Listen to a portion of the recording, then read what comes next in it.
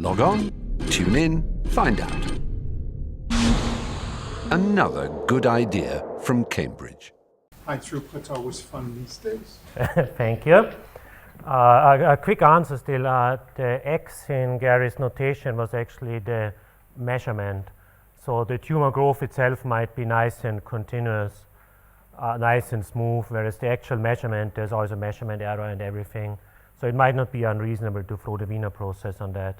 Like you measure the same thing twice, you get a different answer. Cheap answer. So thank you for the opportunity to present here. It's really quite a privilege. This is joint work with David Rosell in Barcelona. I'll talk about optimal design for microarray experiments and similar studies. The optimal design here is really specific to sequential stopping. So we are talking about sample size determination for microarray experiments and similar high throughput genomics data. And similar to Gary, we'll take a decision theoretic view without overdoing it. We are jolly well aware that in the end it's all just another stylized approximation of what you really want to do, but we consider it a reasonable alternative. I really don't have that much to say, so please feel free to interrupt me as I go along, including if you have comments or something. I would appreciate it because I realize it's a little bit orthogonal to some of the themes we have heard so far. So just if you have reactions, feel free and speak up. Plus, I think it's the second last one of the day, so feel free. And actually, I don't have that much to say, and even worse, here's a one-slide summary that essentially says everything. So on the left panel, you see a quick summary of what we are doing.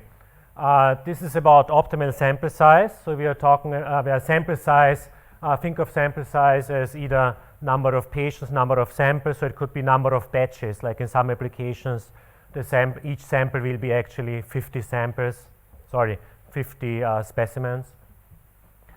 What you see in the white boxes is expected utility, means my design criterion. Think of it as Fisher information matrix or whatnot. Yeah. In the white boxes is my design criterion if you do a fixed sample size. Means if up front, before you initiate the study, we determine the sample size, then the white boxes tell you 2, 4, etc. samples, that's how much it's worth. And it's kind of difficult to tell, but the optimum is somewhere around 8, yeah? And the gray boxes tell you exactly the same criterion, but now under sequential stopping, means after each sample I look and I check should I continue sampling. And if we do that, then we suddenly figure out, well, it's really worth going all the way down to 14 because we really gain, yeah? And for truth in advertising, the criterion, it's going to be like a stylized summary of what we're really after, but it's still a simplified summary. But to the extent to which you believe that simplification, you can gain a lot by sequential stopping. And if you have ever been involved in such experiments, it should be quite plausible, because up front you might have only a relatively vague or relatively ill-informed idea of the effects that you might see. And as you go along, you might learn much more about it, and you might learn whether it's worth to continue sampling or whether there's simply no signal that's worth pursuing. And on the right-hand side, you see how we go about it, and it's almost a downer because it's actually quite simple what we do. What we do is we solve the sequential stopping problem by essentially introducing decision boundaries. Means we consider rules, we consider policies that are characterized in terms of simple decision boundaries for some appropriate summary statistic. So what you see here is a bivariate summary statistic. See, the problem is when you have 14 samples, and these are microarrays, so you might be recording like thousands and tens of thousands of genes. There's awfully much data, yeah? You can't look at all so many 10,000 dimensions of the data. But if you summarize it to something relevant, then in that relevant summary, which is something like a fake sufficient statistic. It's not technically a sufficient statistic, but just some low-dimensional summary. In terms of that summary, maybe that's all that you need to look at. In terms of that summary, we draw then a line, and the two lines are simply two different variations, where you use the line in the following way. The little circles, these are the values of the summary statistic after the first batch. Which one was the pointer, the red one? This is the value of the summary statistic after the first batch. It's above the line, so we definitely continue sampling. You're still above the line, although it's getting closer, continue sampling, etc. And now we fall the first time perhaps barely below the line, and we stop at that moment. That's how the solution will look like. Yeah? And all what I'm going to tell you now is I'll tell you what kind of probability models we use, what's the setup, how do we go about finding that line, and I'll show you how it works out in a couple of examples. So that's what's coming up. And again, feel free to chip in because I essentially told you everything already. Yeah? So here's the setup. I need a little bit of notation. I'll denote my data with xij for the recorded measurement for gene I in sample j. Need not be a gene. In one of the examples, it will actually be protein activation, so it could be proteins. And samples could actually be batches of samples or patients. But important thing, so I assume, for example, that for each gene we have already done appropriate pre-processing, and we just have a single number for each gene and patient. So I'll not deal with pre-processing. I assume that we have a setup where samples come under different biologic conditions, be it cancer and no cancer, or different tissue types, etc. And the generic study could be a study where you're interested in finding differential gene expression. Like in a long list of genes, you're trying to identify those that are related with that biologic condition of interest. That's the aim. So the aim is we want to find genes or proteins that are related to the biologic condition of interest there. So set sub j, if the j index is patients, then set sub j could be an indicator, tissues, then the set sub j could be an indicator whether it's a cancer tissue or normal tissue, etc. And for the rest of this discussion, we'll assume that set sub j is just 0 and 1. So think generically of cancer versus normal tissue.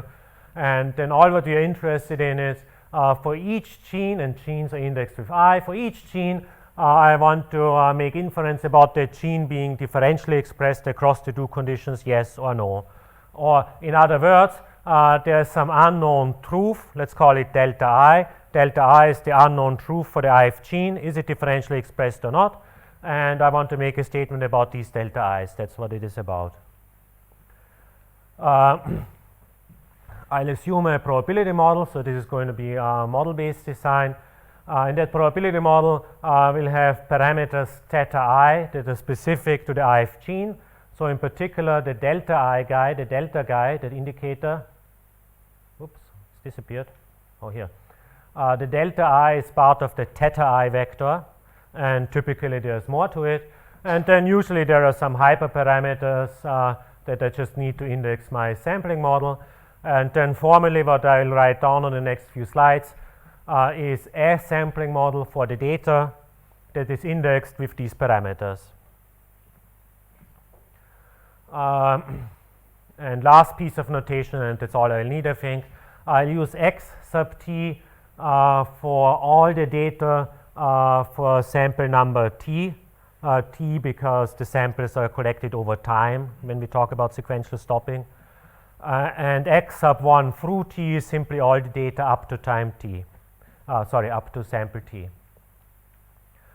Now with that notation, and I kind of told you what the goal is, what the target is, we'll talk now about sequential stopping. We'll talk about optimal sequential stopping. So I owe you a criterion. Although I already kind of hinted what it would be. And with respect to that criterion, we'll then find optimal rules in a suitable sense. And one of the beautiful aspects of that discussions, one of the features of the way of looking at it that way is what I'm going to tell you about the process is valid no matter what model you have. Yeah. So essentially it could be any underlying probability model as long as the probabilities that I refer to, they need to be meaningful. Yeah. The model needs to assign meaningful probabilities to the events that I need. So it could be any model, but of course to be specific in the upcoming discussion and to be able to show you pretty pictures, I need a specific one and also by way of example. And even more honest, the whole thing is going to be, the implementation is simulation based. So if you have ever done these things, and somewhere it came up this morning, yeah, I think Sebastian had like some timings there, yeah. When you do these simulation-based designs, you have to do massive repeat simulation under different scenarios over the different steps of the trial, etc.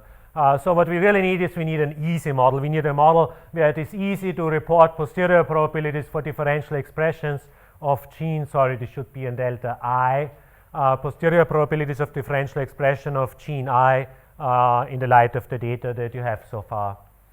And I think just one slide, just to be specific, I'll tell you the particular model that we are using, but you could, in principle, you could use any model.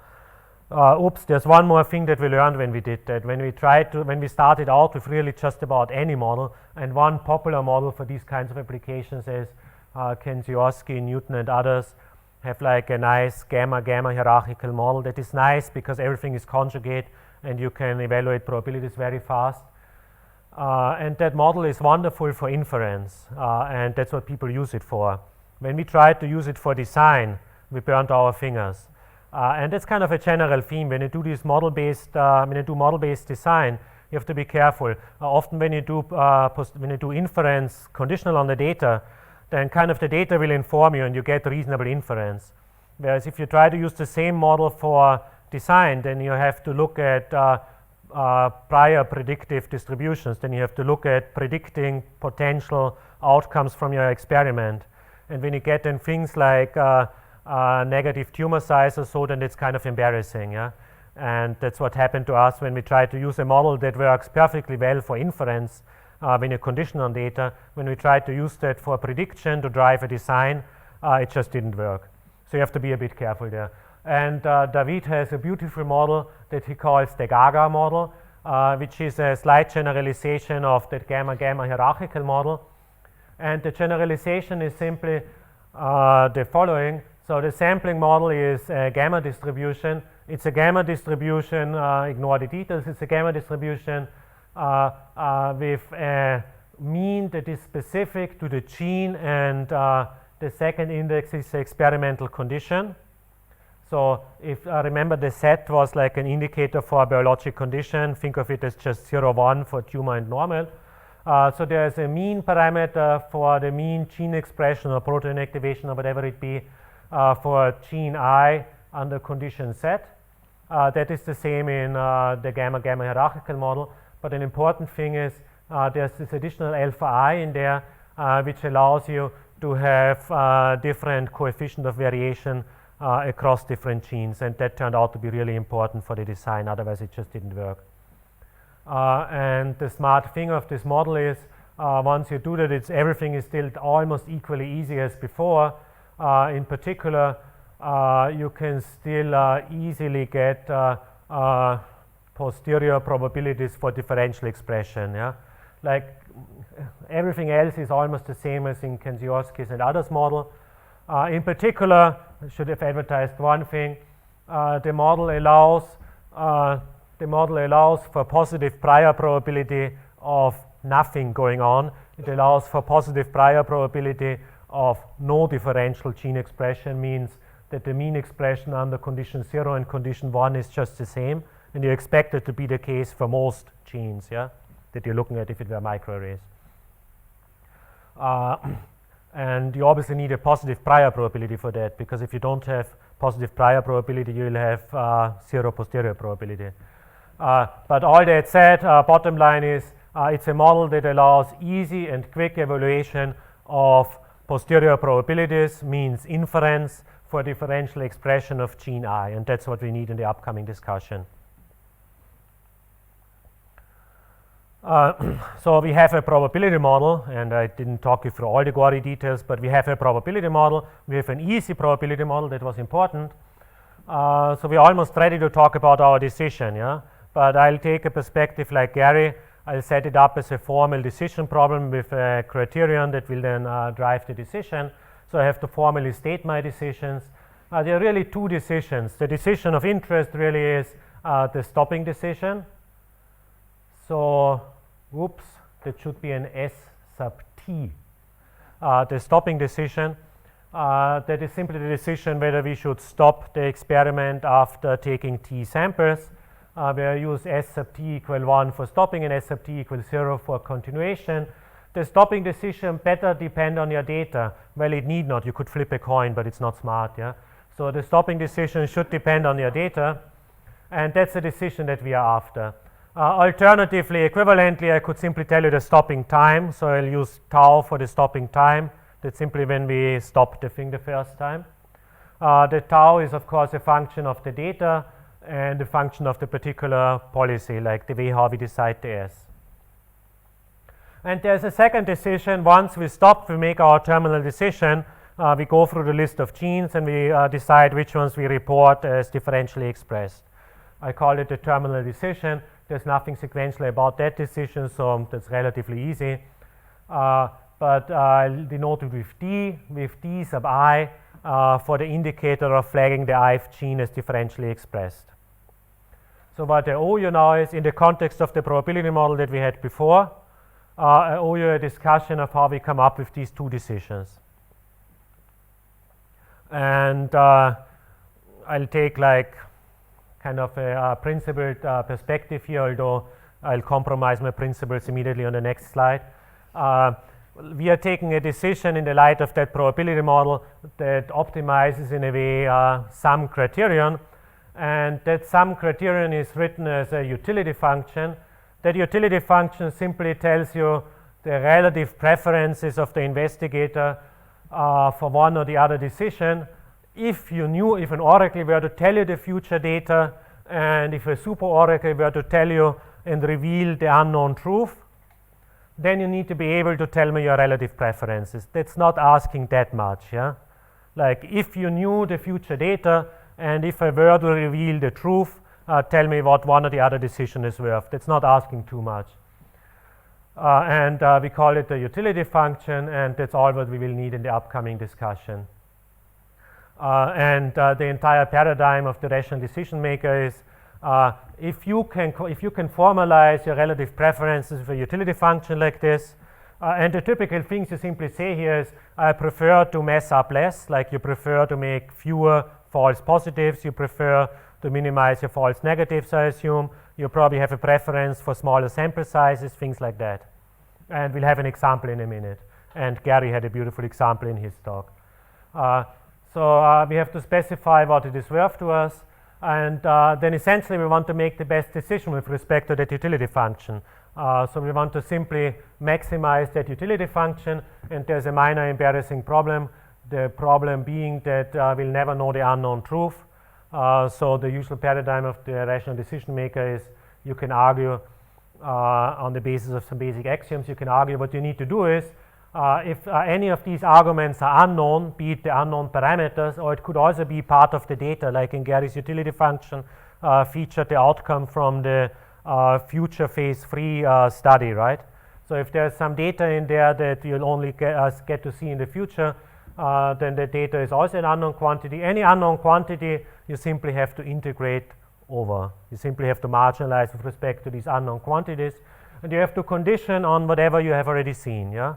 So if this is at the end of the study, if we are talking about the terminal decision, I'm talking here about D, which was the terminal decision, then we condition on the data, because by the time of making the final report, we have seen the data, and we have to only integrate out the parameters, and in principle, that's the simple recipe, and there isn't much more to it, yeah?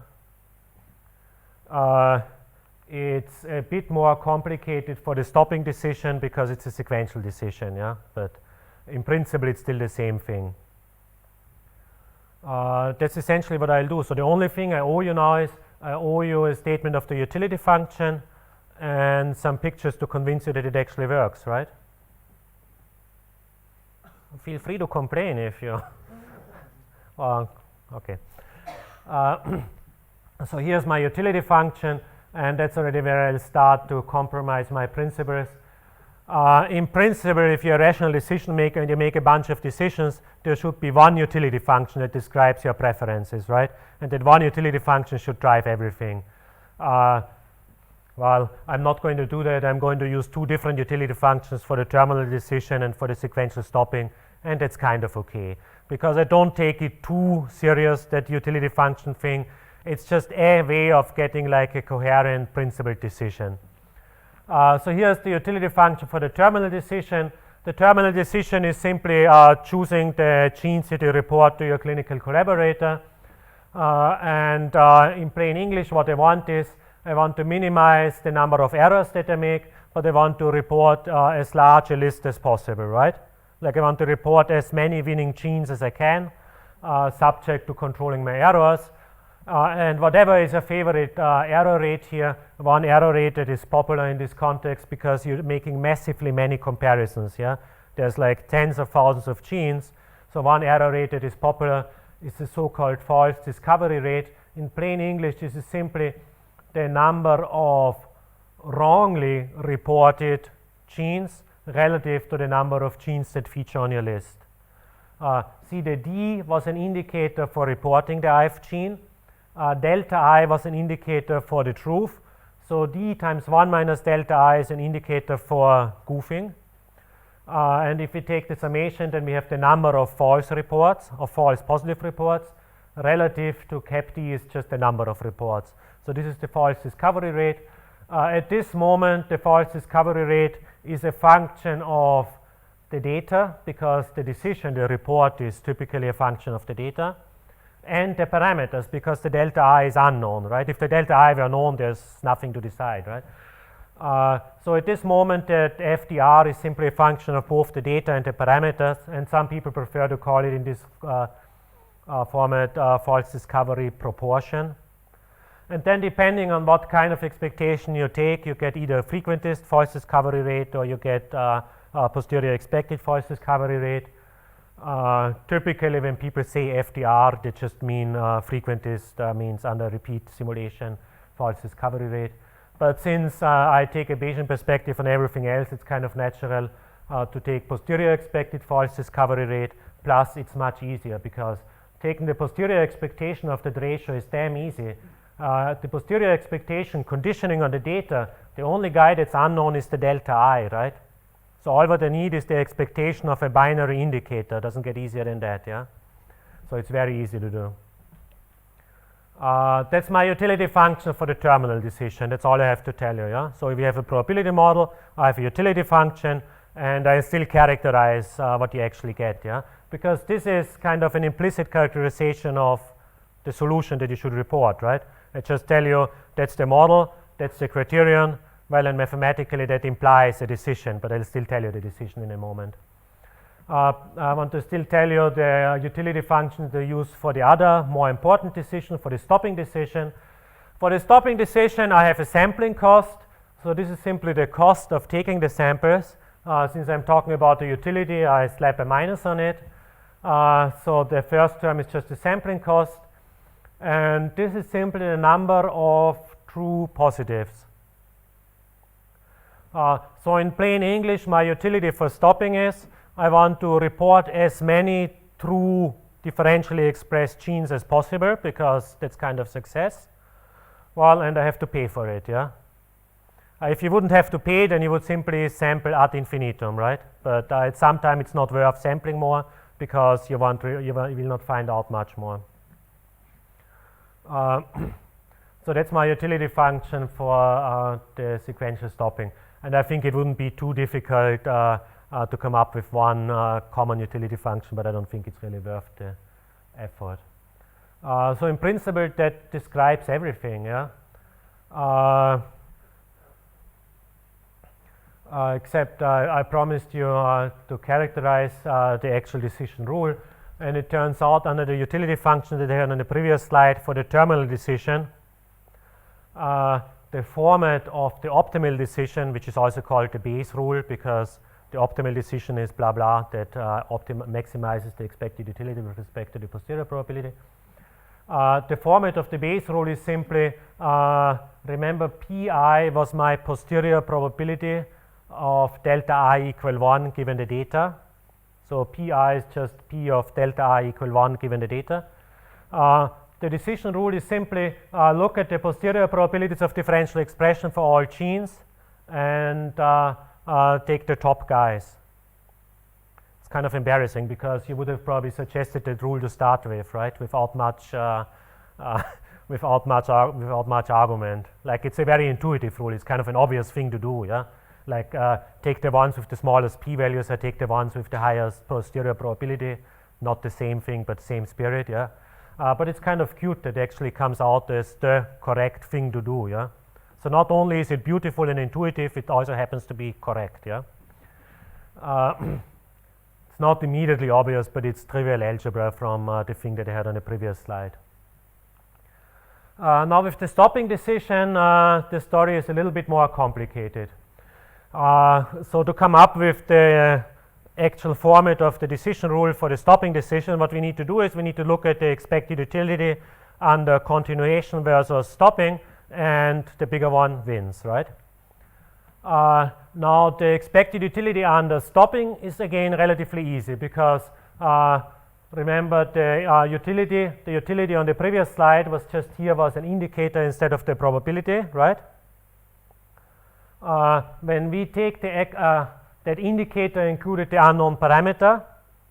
When I consider the expected utility, which I indicate here with a bar over the u, when I go to the expected utility, all what I have to do is I have to integrate out everything that's unknown in the utility function.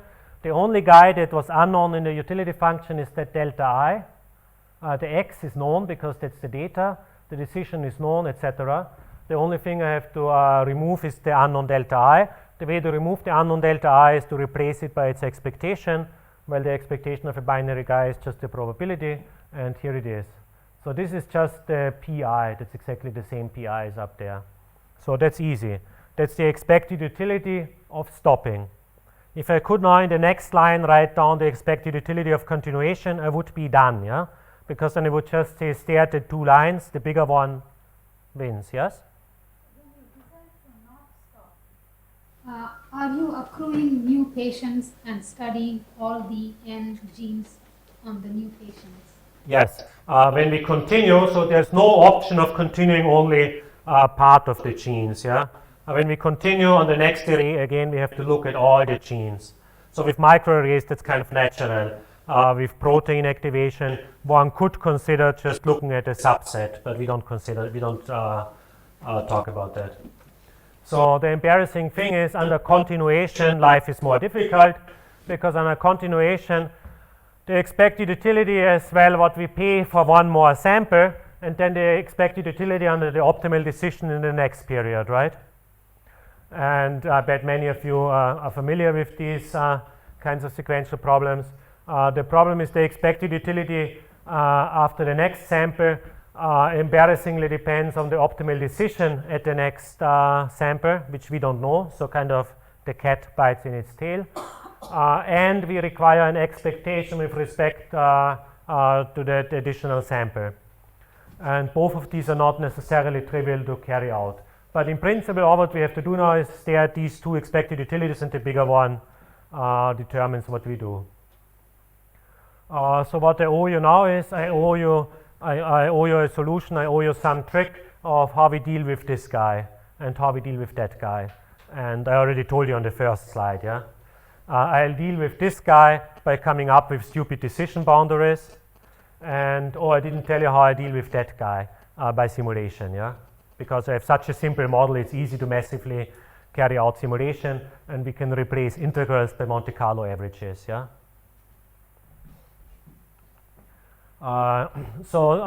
It's difficult to do the exact solution to the sequential decision problem that I had on the previous slide, and there's all kinds of approximation. The one that we use here is something that was suggested at one time by Brockwell and Cadene and others. What we do is we approximate the optimal sequential design by decision boundaries. If the decision boundaries were decision boundaries on a sufficient statistic, then it would actually be the optimal sequential decision. But it's just going to be convenient summaries, so it's just an approximation. By using decision boundaries, we are restricting the stopping decision. The stopping decision in principle is allowed to depend on the entire data, right? It's allowed to depend on the entire history. But by using decision boundaries, we are restricting it to implicitly depend on the data only through the summary statistic. So you could think of this as a trick to avoid like the explosion of possible histories. That's one of the issues that creates the problem in the sequential decision making. We are replacing that explosion of possible histories by just a low-dimensional summary statistic, and we allow the stopping decision to depend on the data only indirectly through the summary statistic. So that takes care of simplifying the backward induction. There's still the problem that we have to do the integral with respect to the future data, and that will do with something that is sometimes referred to as forward simulation. In plain English, what we'll simply do is we'll massively simulate possible histories of the possible histories of the study, and then we average these possible histories, and that replaces the integral. That's all. And I'll show you some pictures. Oh, here's the picture.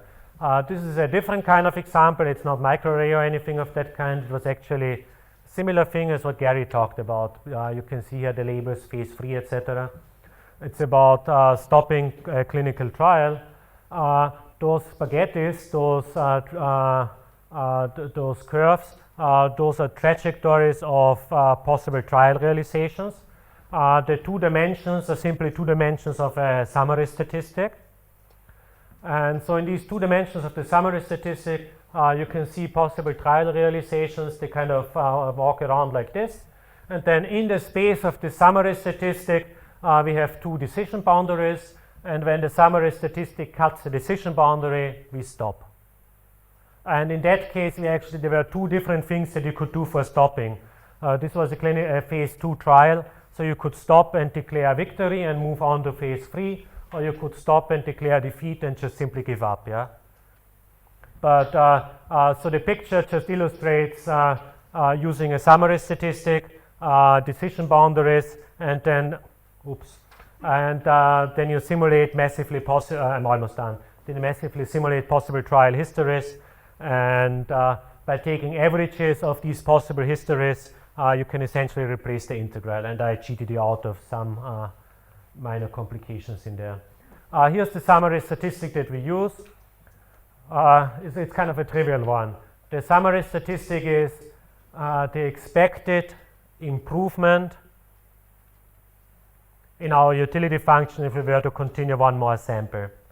That's kind of a plausible one, right? When you consider continuing sampling, it's reasonable to ask the question, if we were to continue sampling, what can we possibly gain in terms of our criterion? What can we gain in terms of the utility? So if we look at the predicted improvement in utility, if we were to continue one more sample, that's a reasonable summary to look at, no? So that together with the number of samples forms our summary statistic. So our summary statistic is the one-step improvement. That's what you would look at when you do like myopic design. When you do myopic design, you just look at the improvement if you were to continue one more. If the next sample were the last one, should we continue, yes or no? And then the decision boundary simply is a decision boundary in terms of the summary statistic, and when the summary statistic crosses that line, we stop. So it smells of myopic sequential decision making. It's not exactly myopic, because myopic would simply compare this to 0, yeah? We allow it to be compared to like arbitrary decision boundaries. That generalizes it a little bit.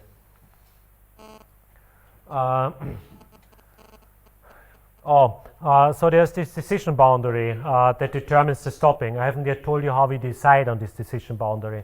Now this decision boundary, we assume some parametric form, for example, a simple straight line. If you assume a simple straight line, then we can index the thing with two parameters, intercept and slope, and then we can try to find the optimal decision boundary simply by optimizing these few parameters.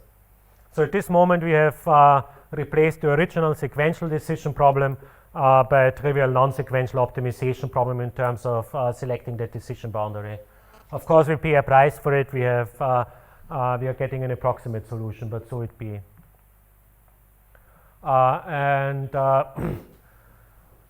Finding that optimal decision boundary is driven by the utility function, so we have to look at expectations. To look at these expectations, again, we use massive simulation and take averages over the massive simulations to approximate the utility function. The utility function now becomes a function of only the parameters that index these decision boundaries, and the expected utility simply becomes an average of all possible simulations, and then we optimize with respect to that beta, and that gives us the optimal decision boundary that I showed you on one of the very first slides. That's pretty much the end of it. Now just a few examples, yeah? So if anyone has a comment on the proposed process or the entire setup, this would not be a bad time. So all what I'm going to do now is I'm going to show you how we use this like for different kinds of data formats. So here's the first example using RNA. Yeah, please.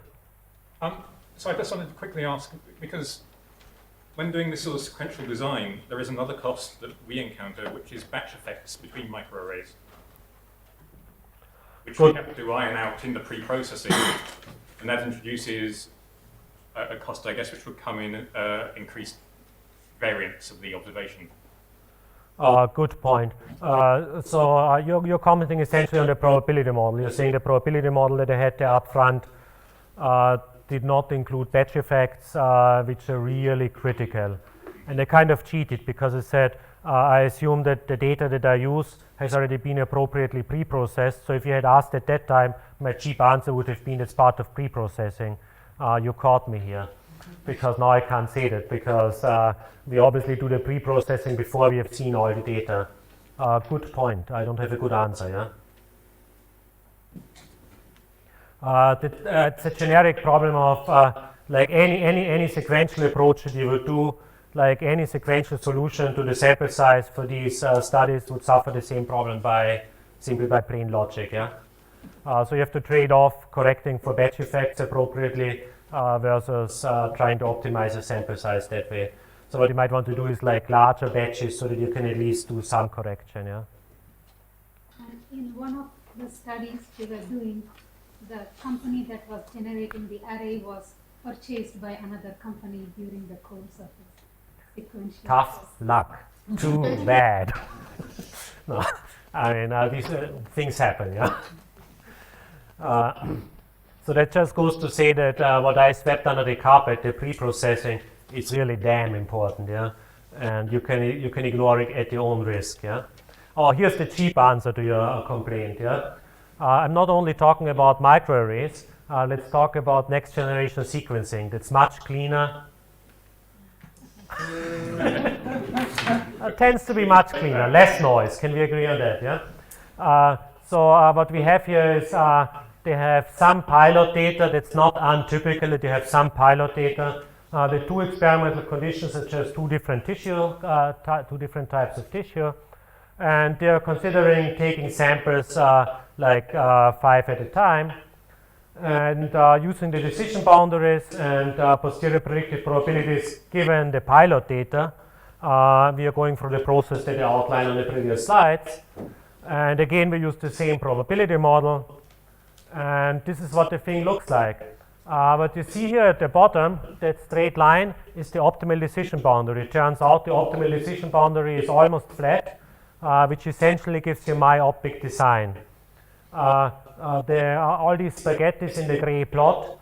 These spaghettis are possible trial realizations. So if you had such trial realizations, what it simply would mean is you continue sampling all the way, and I think it was a maximum of 5 batches, all the way to the 5th batch probably, yeah?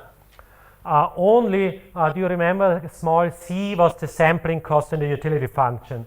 Only if that sampling cost is really excessive. C was relative to the number of true positives. If the cost of taking one more sample is more than like 60 times the benefit of one more true positive, then you might consider stopping early. But I mean, that's ridiculous, yeah? You probably wouldn't have that. Oops.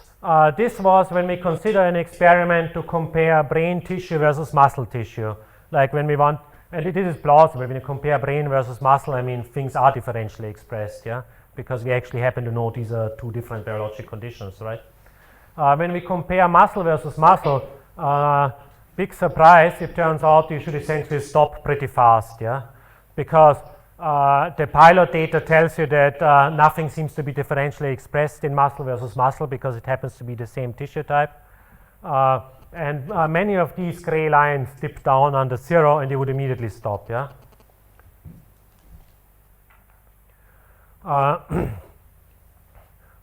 Same approach for microarray data.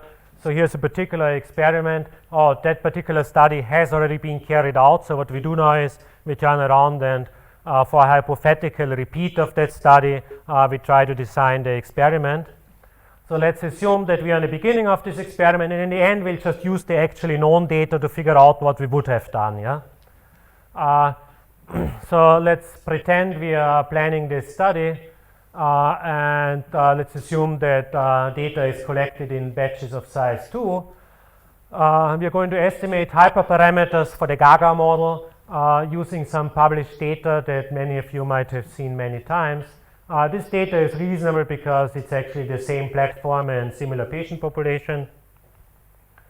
Then on the basis of that, we can do our fake design for the upcoming study. And we're using exactly the process they had on the previous slide. And here's the solution.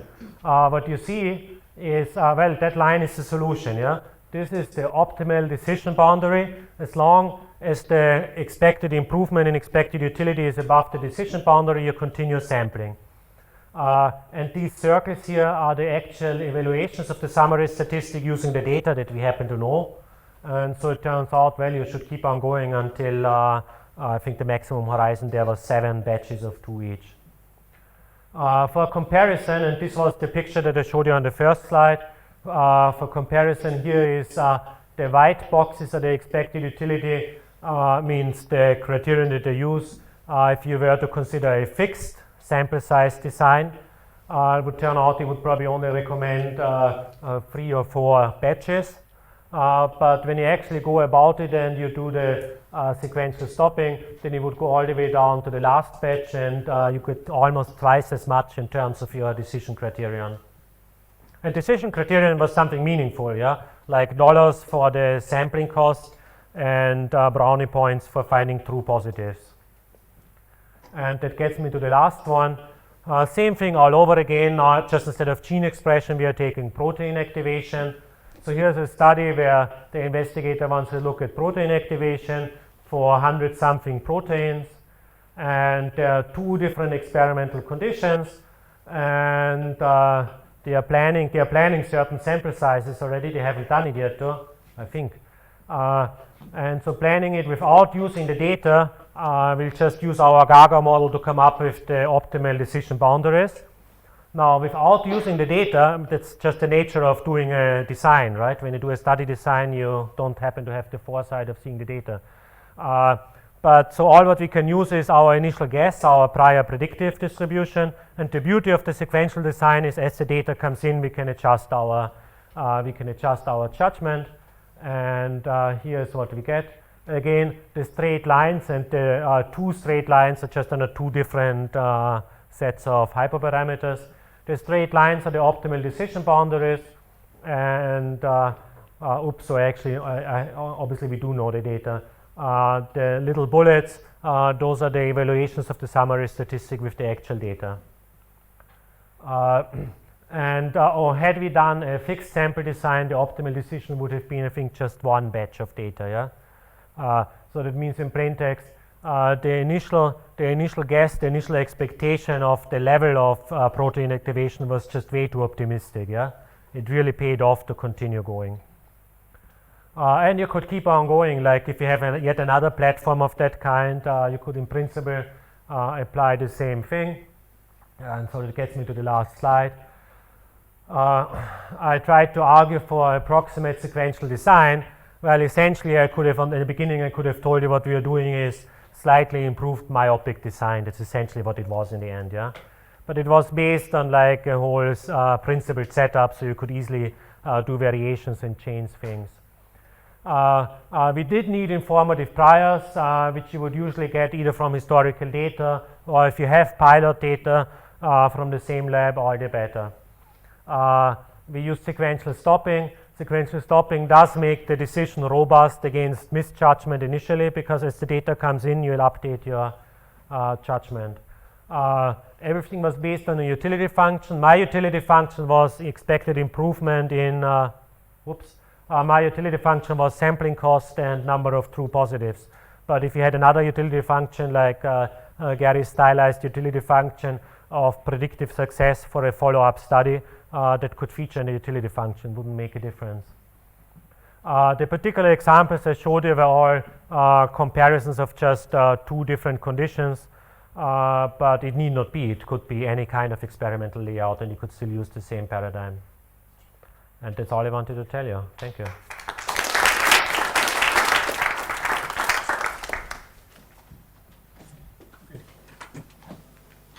Any questions at this point?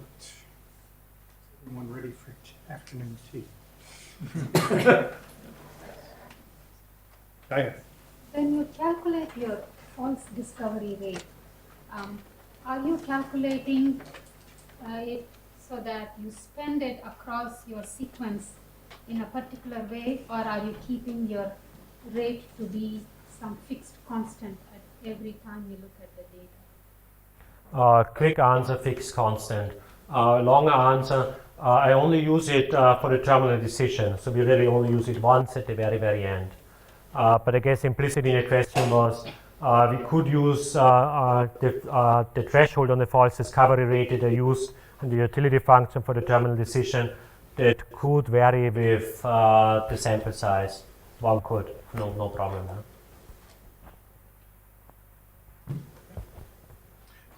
Thank you, Peter.